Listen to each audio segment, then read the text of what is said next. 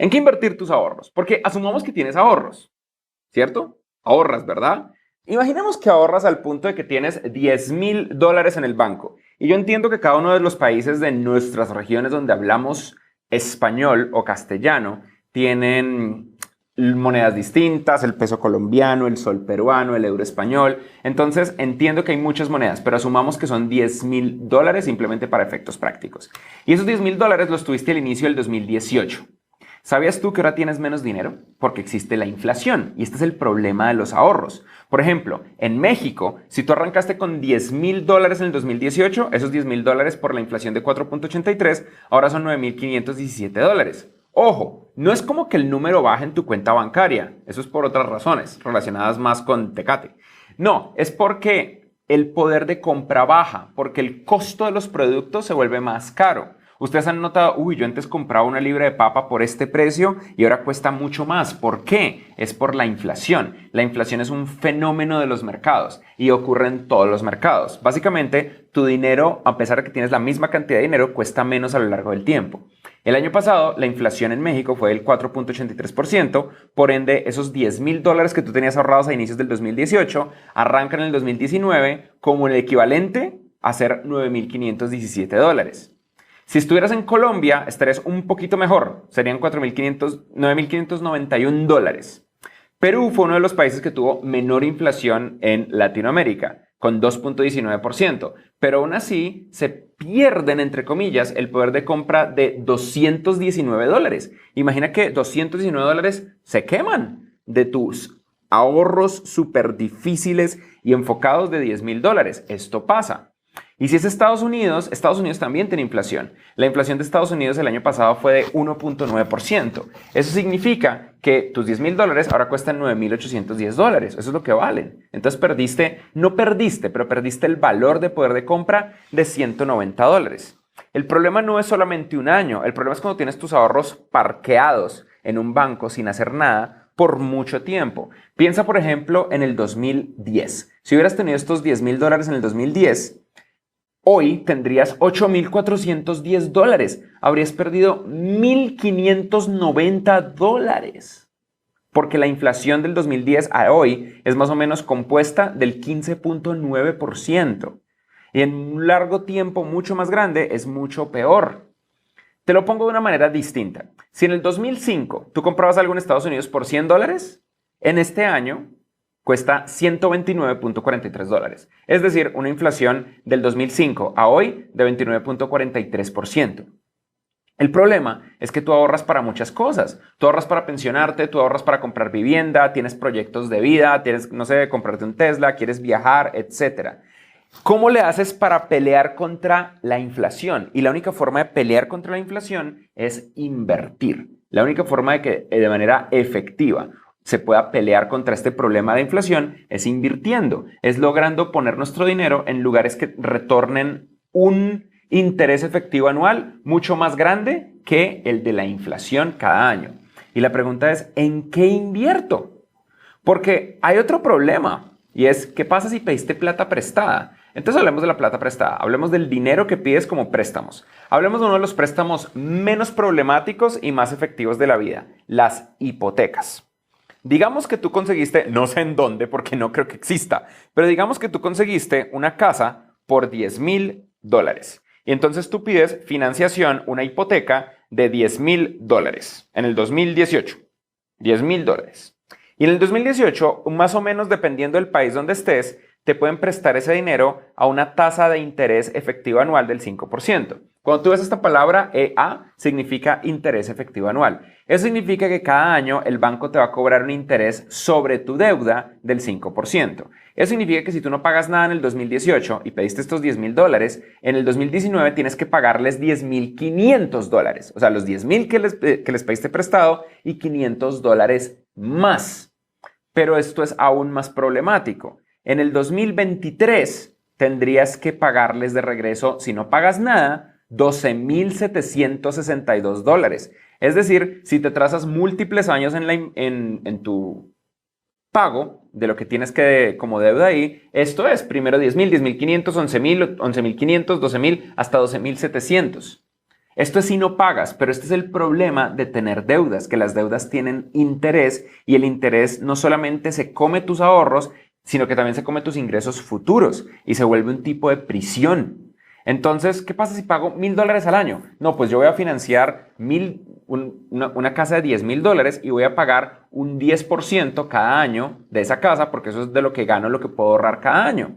Eso tiene sentido, ¿verdad? Bueno, pues resulta que yo hice la matemática y la matemática es esta. Si tienes 5% de interés anual y pagas $1,000 cada año de tu deuda de manera fija, más o menos terminas pagando tu deuda en el 2031, arrancando en el 2018. O sea, vas a estar 13 años constantemente pagando $1,000 al año.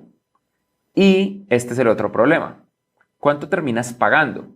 Como fueron 13 años y pagas $1,000 cada año, y es una tasa fija de 5%, eso se llaman tasa fija efectiva anual, terminas pagando $13,000.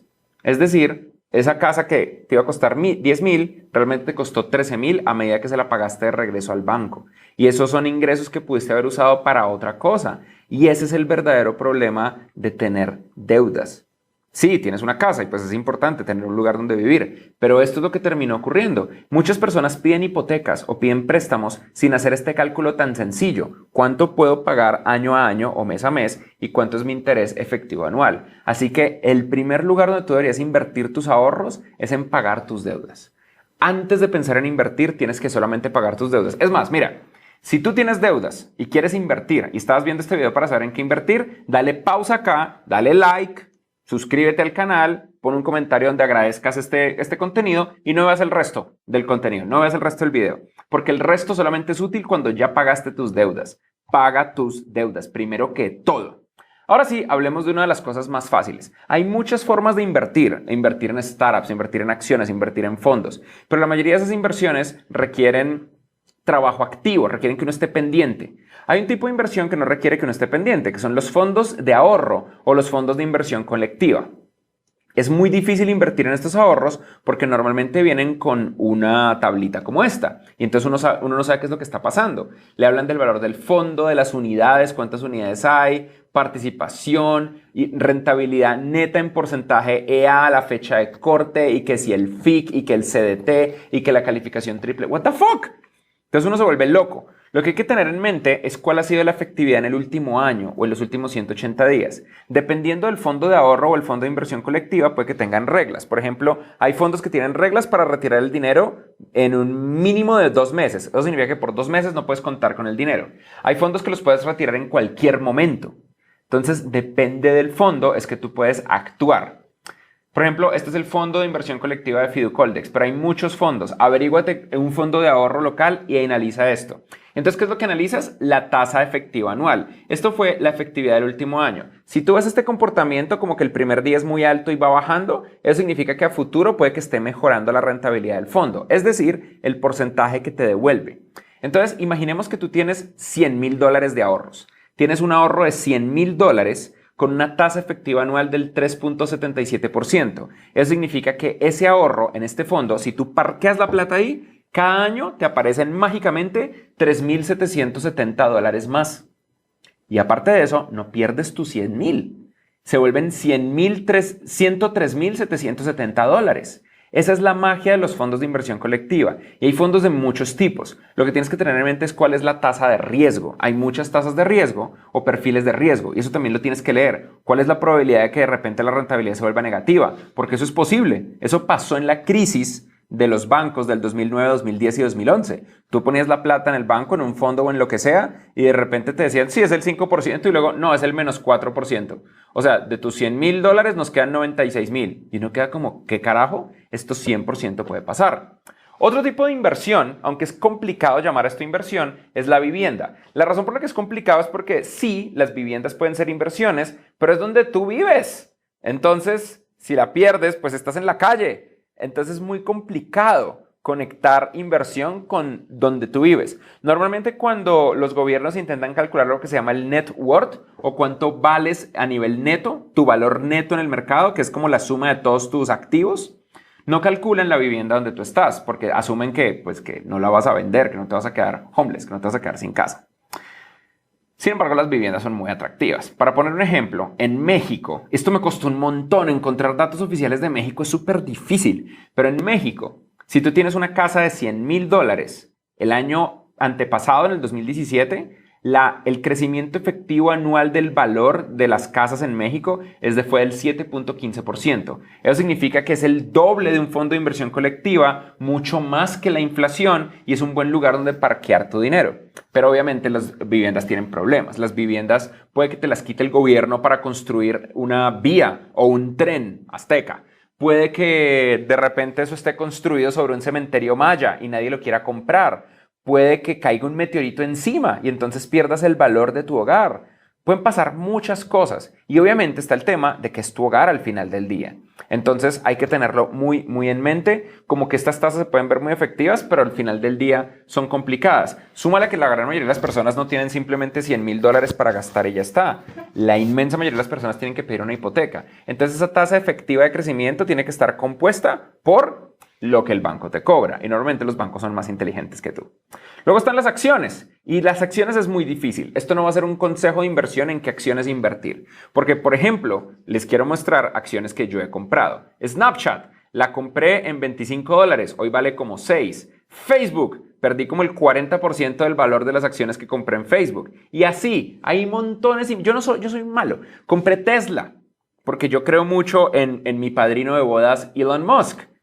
Pero Tesla está llevado del carajo. Yo todavía creo, ¿saben? Yo no las he vendido. Yo las agarro con una fuerza increíble. Porque yo honestamente creo que mi padrino tiene razón y que el mundo va a ser mejor con Tesla y con SpaceX, aunque en SpaceX no se puede invertir, y que todo va a salir bien. Cuando ustedes no saben cómo invertir en acciones, se puede invertir en lo que se llaman índices, index, que es básicamente agarrar un bloque de acciones de un mercado en particular e invertir ahí. Esto es básicamente creer en un mercado. Por ejemplo, cuando ustedes invierten en un índice que se llama Standard & Poor's 500, S&P 500, sí, lo hice al revés. Standard & Poor's 500 es un índice de muchas empresas Fortune 500 de Estados Unidos.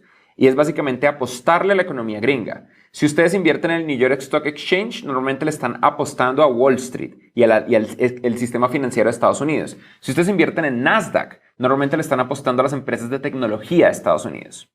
Colombia, por ejemplo, tiene una bolsa de valores, la Bolsa de Valores de Colombia, BFC. Y esa bolsa de valores tiene un índice que se llama Colcap, que es el índice de las empresas colombianas. Y lo sorprendería, este año todo le apunta a que la tasa efectiva anual de rentabilidad de Colcap, del índice de la Bolsa de Valores de Colombia, es del 20%. O sea, si yo coloco $100,000 en la Bolsa de Valores de Colombia, obtengo $120,000. Ahora, esto es complicado porque esto solamente es efectivo si ustedes dejan la plata parqueada, quietecita, por un año. Y para darles perspectiva, el año pasado la tasa efectiva anual de Colcap fue del 10%. O sea, de esos $100,000 se generan 110,000. Y para darles aún más perspectiva, yo no soy millonario. Entonces, cuando yo les diga estas cosas, tengan como en mente, esta es mi forma de mantener mis ahorritos por encima de la inflación. No es mi forma de taparme de plata, pero que es al final del día lo que nosotros estamos tratando de hacer. ¿Cómo invertir en la bolsa? Es muy fácil. Métanse a la página web. Cada uno de sus países tiene una bolsa de valores. Averigüen cuál fue la tasa efectiva anual de la bolsa de valores de sus países y llamen a sus bancos. Oigan, quiero invertir. Casi todos los bancos les permiten mover plata de cuentas de ahorros o cuentas corrientes hacia la bolsa y luego de regreso cuando quieran vender esas acciones. Y las acciones tienden a ser líquidas. Eso significa que ustedes pueden rápida y fácilmente convertir acciones en dinero y dinero en acciones. Nasdaq el año pasado no le fue tan bien y tuvo una tasa efectiva anual del 6.7%.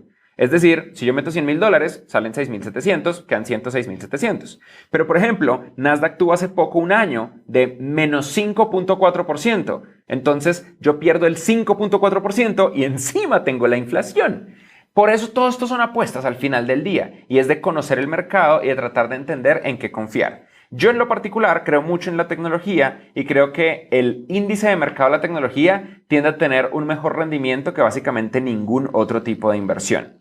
Hay un tipo de inversión a la que las personas no tienen acceso y es la inversión en empresas privadas, por ejemplo en Platzi o en SpaceX o en otro tipo de empresas que no han salido todavía a la bolsa, como Uber, como Rappi. ¿Cómo se puede invertir como Airbnb, como un montón de otras, como Pinterest? ¿Cómo se invierten en empresas que no han salido a la bolsa, que tienen acciones privadas? Solamente hay 3 formas de invertir en ese tipo de empresas. Una es siendo el fundador. La otra es trabajando en la empresa si la empresa ofrece algo que se llama option pool o básicamente acciones. Si ustedes van a platzi.com/cultura, nosotros explicamos cómo le ofrecemos acciones de Platzi a los miembros del equipo de Platzi, los empleados de Platzi. Y la tercera es siendo un inversionista acreditado. Los inversionistas acreditados es más o menos un juego cerrado. Para ser un inversionista acreditado uno tiene que cumplir varias reglas. De acuerdo a la SEC o la Securities and Exchange Commission, que es la Comisión Federal de Valores de Estados Unidos, ser un inversionista acreditado requiere varias cosas. Uno, requiere que mis activos netos en total, mi net worth, sea de más de $1 millón. Si no, no puedo invertir. O que mis ingresos anuales sea de más de $200,000. Cualquiera de las dos. Si cumplo con cualquiera de las dos, soy un accredited investor y puedo invertir en empresas privadas. Pero la empresa privada tiene que recibir mi inversión. Y ustedes tienen que ver, por ejemplo, valuaciones a lo que se le dé la gana a los founders o a lo que los founders puedan negociar. Y hay vehículos de inversión con equity, hay vehículos de inversión con notas convertibles. Hay una cosa que se llama SAFE, que significa Simple Agreement for Future Equity. Es otro mundo distinto. Ustedes no deberían preocuparse por esto, excepto si quieren emprender. Esto es algo que nosotros charlamos en el taller de startups de Platzi, en platzi.com/startups. Lo pueden encontrar ya mismo como parte de los cursos de Platzi. Y es algo que hacemos con el Demo Day de las empresas de nuestros estudiantes en Platzi. Pero eso es otro tipo de inversión que de nuevo es un juego aparte. La inmensa mayoría de los humanos normales no tenemos acceso a esas inversiones al no ser inversionistas acreditados. Pero sí que podemos invertir en acciones. Ahora, en acciones de la bolsa pública. Hay otro tipo de inversiones. Hay una inversión en algunos países de Latinoamérica que se llama CDT, que es básicamente un fondo compuesto fijo. Ustedes dejan la plata parqueada y dicen, no la voy a sacar por 6 meses o no la voy a sacar por 1 año, y les devuelve un retorno específico. O está Forex, que es básicamente apostarle a las monedas. Para darles un ejemplo, en el 2016, $1 valía 10 pesos mexicanos y de un momento a otro, $1 valía 20 pesos mexicanos. Entonces, si yo soy un inversionista en Forex entre dólar y peso mexicano, me pudieron pasar 2 cosas dependiendo de dónde estaba en mi posición. Pude duplicar mi dinero o pude romper mi dinero a la mitad. Ese es el lío de Forex. Y se pelea con muchísimas otras cosas. El euro, el yuan, el yen, etc. Y luego están los criptoactivos, que son Bitcoin y bla, bla, bla. Bitcoin tuvo una explosión brutal el año pasado, donde fue de $1,000 a $14,000. Y hoy vale más o menos 4,000, 3,000, depende del momento donde nosotros estemos hablando del tema. Todos estos son inversiones mucho más arriesgadas, donde las reglas son completamente distintas y hay que tener mucho cuidado. Aquí yo les estoy hablando de cómo superar la inflación, no de cómo hacerse millonarios. Y normalmente hacerse millonarios es una componente de suerte extremo. Al final del día, lo que ustedes necesitan es equity, equidad, propiedad. Eso es lo que significa crecer. Equity es que ustedes son dueños de algo. Nunca se van a hacer millonarios o nunca van a hacer crecer el valor que ustedes tienen simplemente rentando su tiempo. Y cuando nosotros tenemos un empleo, nosotros rentamos nuestro tiempo a cambio de un salario. Eso no está mal, pero no es una forma de enriquecer, es una forma de crear dinero, de trabajar, de aportar a la sociedad, de mantener a nuestras familias. Pero ustedes tienen que tener como ese track, tener un empleo siempre es valioso, y tener otro track, un track de ¿cómo hago que mis ahorros crezcan? Y eso solamente se logra con equity, invirtiendo en acciones. Entonces soy dueño de un pedazo de una empresa o de un índice de muchas empresas. Invirtiendo en vivienda. Entonces ahora tengo una casa. No inviertan en un carro. Los carros no son inversiones. Eso es estúpido. Es fácil verlo como la tasa efectiva de rentabilidad anual de un carro. Si el carro hoy vale 1,000 y en 2 años vale 500, pues ustedes invirtieron en menos 50% de tasa efectiva de retorno. Y no tiene sentido.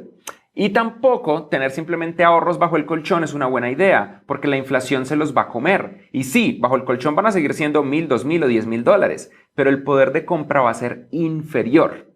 Todo lo que hice hoy con ustedes es ayudarles a que ustedes inviertan en sí mismos en algo más grande, que es educación. La educación es un tipo de equity, porque es algo que es mío, es mi propiedad y nadie me lo puede quitar. A ustedes les pueden quitar sus casas, les pueden quitar sus acciones, les pueden quitar su dinero. Pregúntenle a los venezolanos o a los argentinos. A ustedes les pueden quitar muchas cosas, pero no les pueden quitar lo que tienen en la cabeza. Y la educación es una inversión de equity que retorna de manera permanente. Lo que pasa es que no la podemos poner en un Excel. No sabemos cuál es su tasa de rentabilidad efectiva anual más allá de los salarios. Por ejemplo, yo sé que cuando un estudiante estudia en Platzi, un año tienden al siguiente año a crecer sus ingresos entre un 54% a un 260%. Eso es definitivamente mejor que la inflación. Pero las personas no piensan así en la educación. Lo ven como, uy, no, tengo que hablar por lo menos con 3 graduados y tengo que revisarlo. Uy, porque duele, porque no es fácil. Pero este tipo de inversión es la inversión que mayor retorno tiene. Pues si ustedes quieren aprender más de finanzas personales, tenemos un curso de finanzas personales, que es un tipo de educación que tiene un altísimo retorno de inversión, en platzi.com/finanzas. Pero lo más importante es, no piensen en invertir hasta no pagar sus deudas. Y una vez paguen sus deudas, excepto la educación es una excepción. Porque si ustedes no cambian sus ingresos, nunca van a poder pagar sus deudas. Y la educación es una inversión no de dinero, sino de tiempo. Y un poquito de dinero simbólico en el caso de Platzi, que a cambio les genera una explosión de income, una explosión salarial, y eso ya les permitirá pagar sus deudas. Son formas distintas de pensar. Platzi.com/finanzas es donde está el curso de finanzas personales y el resto depende de ustedes. Hey, muchas gracias por haber visto este video en YouTube, aunque te tengo buenas noticias. Hay cosas todavía más importantes sucediendo dentro de Platzi Live. Sucede todas las semanas, todos los jueves en vivo, pero no solo eso. Platzi tiene un montón de contenidos, cursos, clases, tutoriales y un montón de información que puede ser súper útil para ti. Ve a platzi.com/agenda y sigue el próximo streaming en vivo.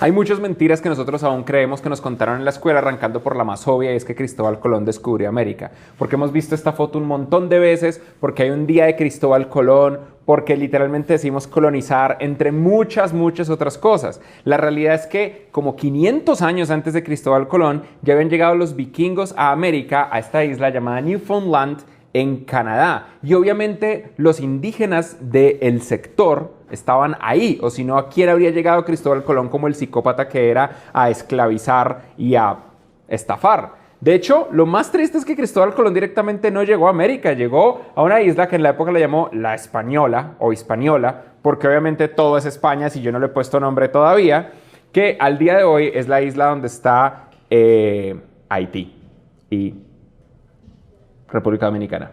Sí, Haití y República Dominicana, se me había olvidado por un instante.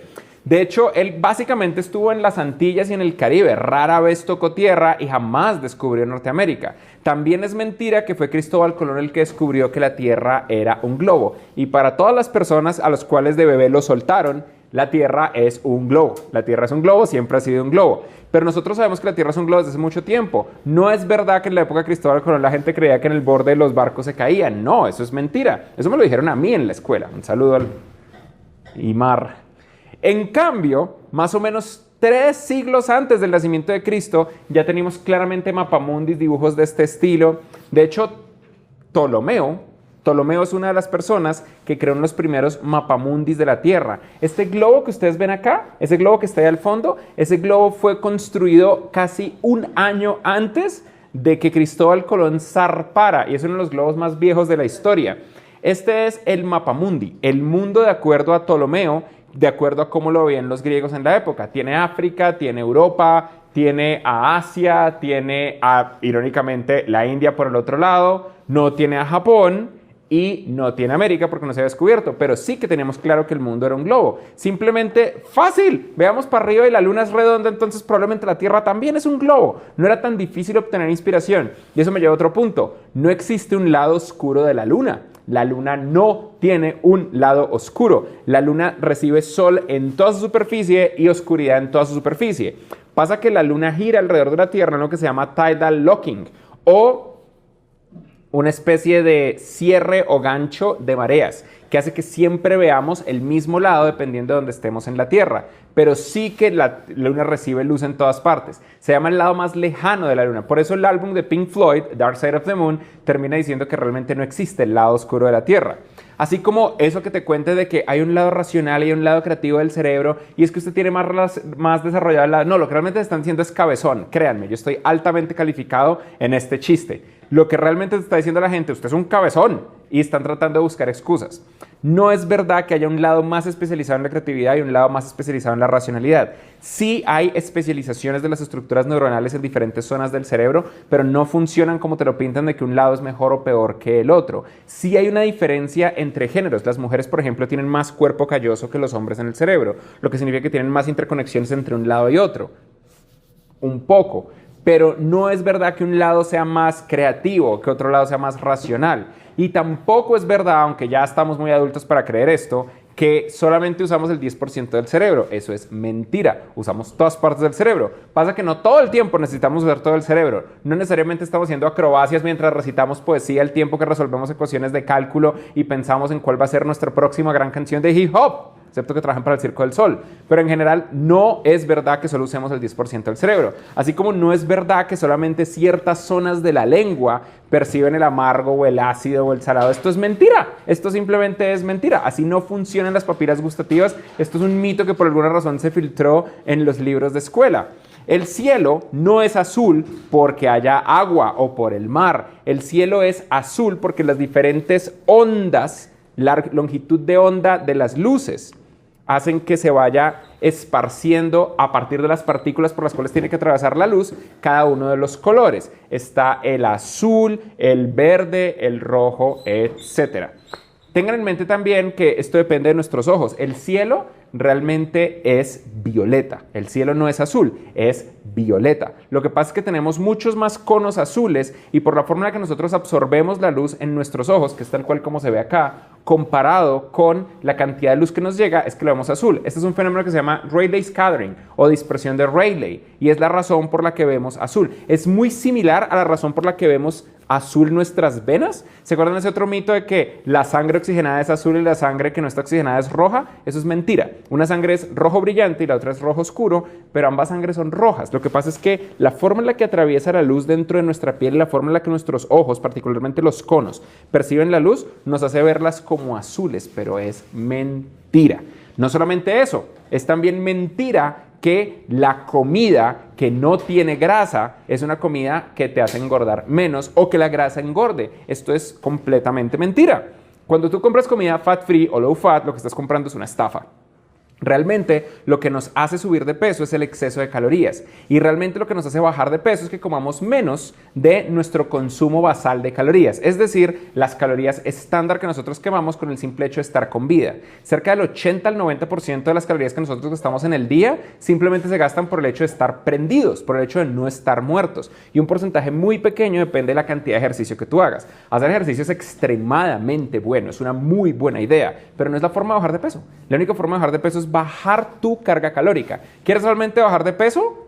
No abandones las grasas, abandona los azúcares, porque son las comidas que tienen mayor carga calórica. E intenta contar cuántas calorías gastas. Herramientas como el Fitbit que yo tengo acá te permiten contar tu gasto calórico diario, tanto basal como externo, y eso te permite contar realmente cuántas calorías estás consumiendo. Una técnica que funciona muy bien es el ayuno intermitente. Pero esta vaina de que la comida cero grasas o baja en grasas es más saludable es mentira para venderte jamón que no sabe a nada.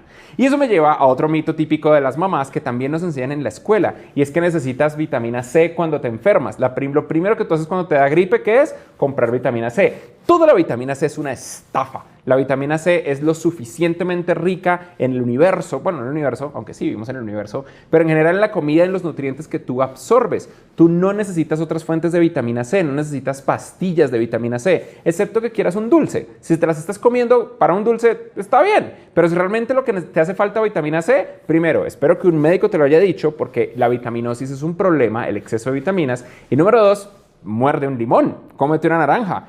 Comer rúgula es mucho más efectivo que estas pinches pastillas que no sirven para nada y que son básicamente un scam.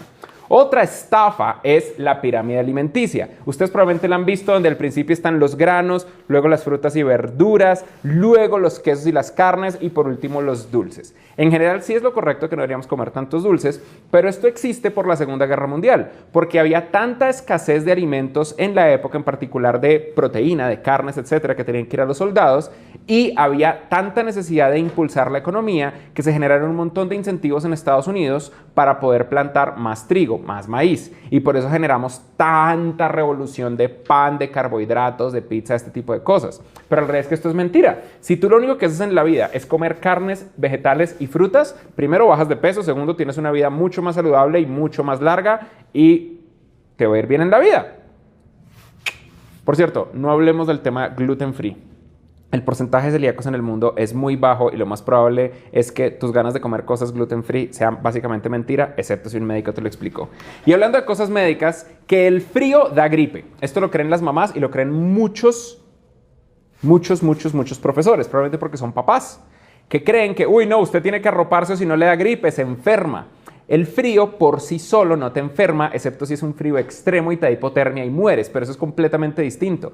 La gripe no da porque da frío o porque te mojes o porque llueva. Ay, pero entonces, ¿por qué cuando llueve, cuando está haciendo frío? No, pues hay una razón para ello. Y es porque pasamos más tiempo indoor, pasamos más tiempo dentro de lugares, pasamos más tiempo bajo techo con más humanos, en entornos cerrados donde el aire no fluye porque está haciendo frío. Entonces, creamos las condiciones ideales para incubar el virus. Irónicamente, lo que en este momento te está enfermando no es salir al frío, es quedarte adentro. El frío tiene otros problemas, pero no te va a enfermar, excepto que tengas bronquitis o cosas especiales que generen el frío. Pero esto es mentira y te lo enseñaron mal. Así como te enseñaron que tomar leche es importante porque el calcio, esto también es mentira. Después de un cierto tiempo en tu niñez, tomar leche no genera nada. Eso y tomar agua es muy similar, aunque tomar agua es mucho más eficiente. Para algunos adultos, tomar leche es tóxico y no es para algunos pocos, es para algunos muchos. Tú probablemente no entiendes por qué la diarrea no para. Es por esto. Deja de pedir lates, deja de pedir capuchinos. Pídelos deslactosados, aunque tampoco ayuda tanto como crees. Pero en general, la leche no es una buena fuente de calcio. Hay mejores fuentes de calcio que ya hacen parte de nuestras dietas, excepto que un médico te lo haya dicho. Y en el mismo sentido, tomar mucho café en general no es malo. Miles y miles de estudios se estrellan constantemente contra este tema y terminan siempre en lo mismo. No hay una droga en nuestro planeta más efectiva y más benéfica para el humano que esta droga ultra mega hiperadictiva, como es el café. El café es muy bueno para ti en ciertas medidas. Si te estás tomando más de 3 tazas de café puro o cierta cantidad de miligramos de cafeína al día, probablemente te estás generando un problema. Y el café no es solamente cafeína. O sea, esas 30 Coca-Colas que te tomas al día te están destruyendo el alma y el cuerpo. Toma simplemente café. Aprende a tomar café sin azúcar. El café sin azúcar, sin leche, es una gran idea. Y si tienes un propósito para este 2019 desde una perspectiva nutritiva, que el propósito sea dejar de tomar leche, y yo sé, lo más difícil, dejar de comer queso, yo sé. Y tomar mucho más café negro, bueno, sin azúcar. Si tú aprendes métodos de filtrado como el dripper, el B60, el Kyoto Slow Dripper, el Chemex, la prensa francesa, el sifón, entre muchos otros, vas a tener un café que no requiere azúcar, que sabe dulce. O en últimas, si no tienes tiempo y eres normalmente malo con las manualidades, aprende un método de café que se llama cold brew. No es lo mismo que echarle hielo al café. Saliendo de la comida y yendo al planeta, todos nosotros creemos que el planeta se ve así, ¿cierto? Pero esto es un problema, porque resulta que esto se llama la proyección Mercator, que fue diseñada para navegar por el mar. Y para navegar con el mar sirve muy bien. Pero, por ejemplo, esta proyección nos hace ver que México es una gotica chiquita, es la colita de Estados Unidos, ¿cierto? ¡No! México es gigante. Lo que pasa es que la proyección está mal hecha porque no hay una forma de proyectar en un plano 2D un globo. Si nosotros fuéramos a proyectar de verdad el tamaño de México sobre Estados Unidos, veríamos que sí, Estados Unidos es más grande, pero México es gigantesco. De hecho, no tiene sentido que México, siendo uno de los pocos países del continente que tiene tanto acceso al Pacífico y el Atlántico y con 150 millones de habitantes, no tenga más dinero. Pero sigamos hablando del tema y vayamos a comparar Estados Unidos con África. En la proyección Mercator, Estados Unidos y África parecen del mismo tamaño. Pero miren, Estados Unidos es una cosita chiquita comparado con lo inmensamente gigante que es África. De hecho, si nosotros transportamos México a Europa, nos damos cuenta que México es básicamente el tamaño de toda Europa, para que se hagan una idea del nivel de riqueza que debería haber. De hecho, no nos vayamos tan lejos. En el mapa Mercator, Colombia y España son del mismo tamaño, ¿cierto?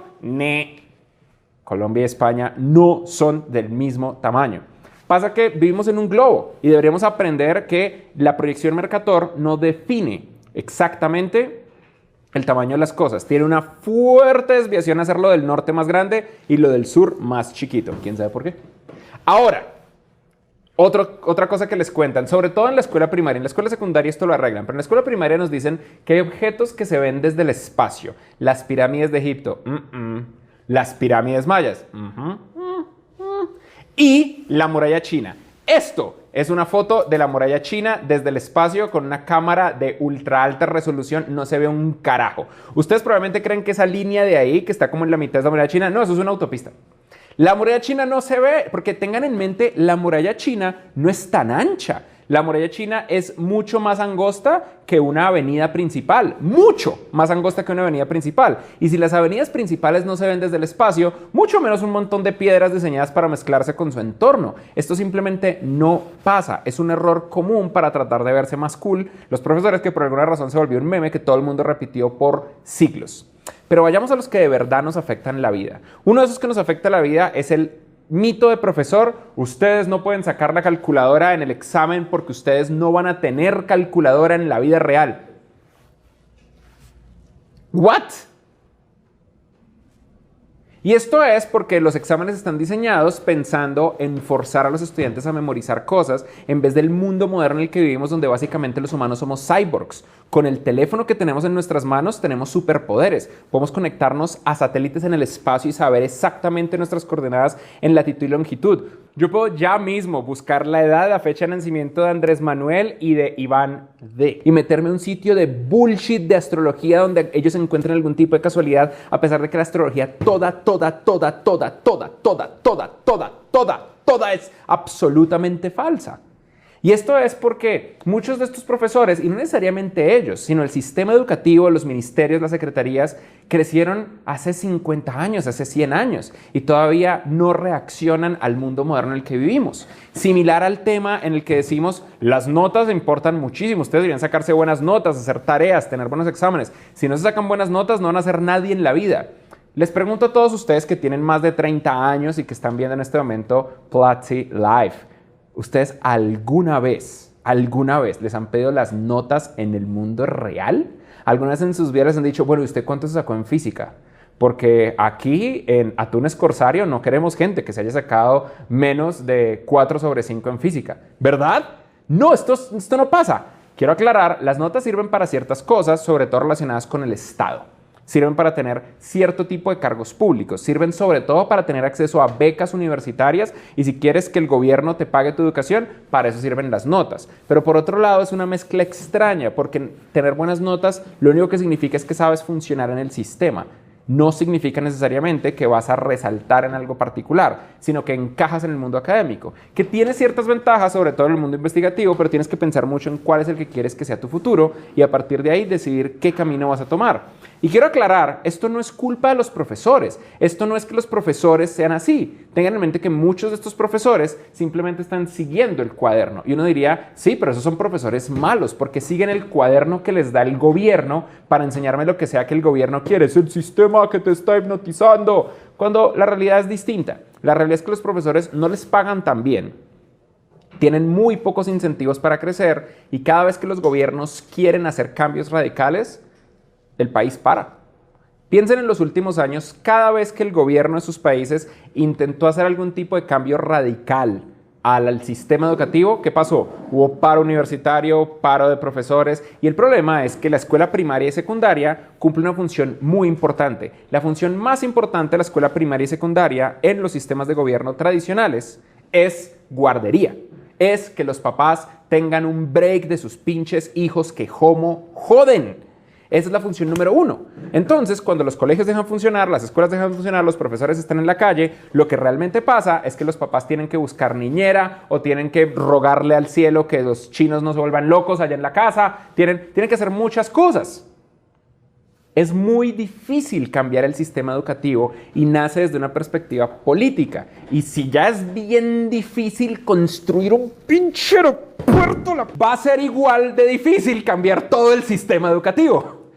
Entonces, no le echen la culpa a sus malos profesores, no le echen la culpa a ese tipo de pobres personas, que ni siquiera son pobres, muchos de ellos están bastante forrados, sino están haciendo su mejor esfuerzo en el sistema que les dieron. Los profesores, la inmensa mayoría realmente están haciendo su mejor esfuerzo en el sistema que les dieron.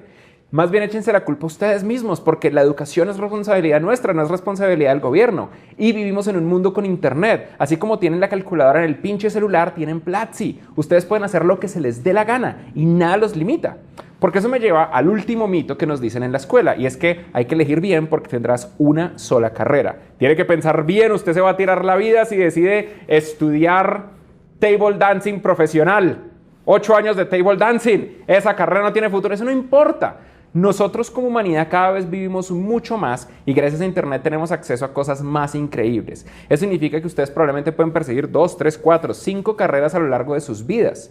La persona súper exitosa promedio no hace una sola cosa, hace múltiples y las hace bastante bien, porque no somos hormigas. Sí podemos volvernos especialistas en ciertas cosas, pero no tenemos que especializarnos en una sola. Una persona puede ser excelente en jardinería, excelente en ingeniería, excelente en diseño y excelente en liderazgo al mismo tiempo, en gran parte porque eso de que usamos solamente el 10% de nuestro cerebro es mentira. Recuerden que no se trata de echarle la culpa al sistema, no se trata de nada de eso, se trata de que ustedes tomen control de sus vidas porque nadie más lo va a hacer por ustedes y el gobierno definitivamente no lo va a arreglar. Se trata de que ustedes deciden para ustedes mismos, nunca parar de aprender. Platzi Live ocurre todos los jueves y eso fue lo que acabas de ver. Tú puedes vivirlo en vivo.